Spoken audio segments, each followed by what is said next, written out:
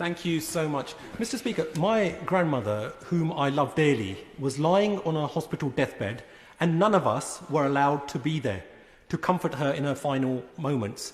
I couldn't even carry her coffin on my shoulders. I also had to endure the agony of watching alone online the funeral of my uncle, my fun-loving uncle, and we were not there to comfort my brother-in-law's father, who had somehow contracted COVID in a Slough care home during his final moments. All this because we followed government guidance.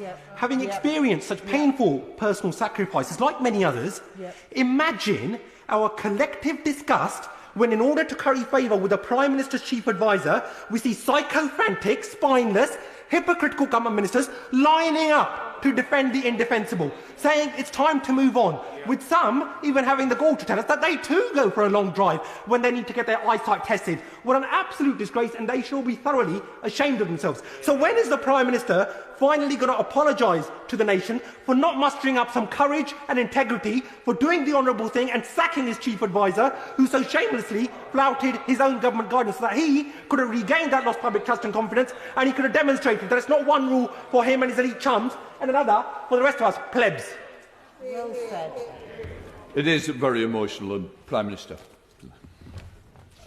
Perhaps the best thing I can say, Mr. Speaker, is how deeply I think the government, everybody sympathises with those who have gone through the suffering described by the gentleman opposite. And no one can, who hasn't been through something like that, can imagine what it must feel like to be deprived of the ability to mourn properly, to hold the hands of a loved one in their last moments in the way that the honourable gentleman describes.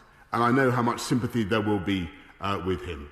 I take his criticisms most sincerely of the government and everything that we have done, but all I can say, we have tried throughout this pandemic to minimise human suffering, to minimise loss of life, and for where we have, and for, as I've said before, when he asks me to apologise, I do. I apologise for the suffering that the people of this country have endured, and all I can say is that nothing I can say or do can take back the lost lives, the lost time spent with loved ones that he describes, and I'm deeply, deeply sorry for that.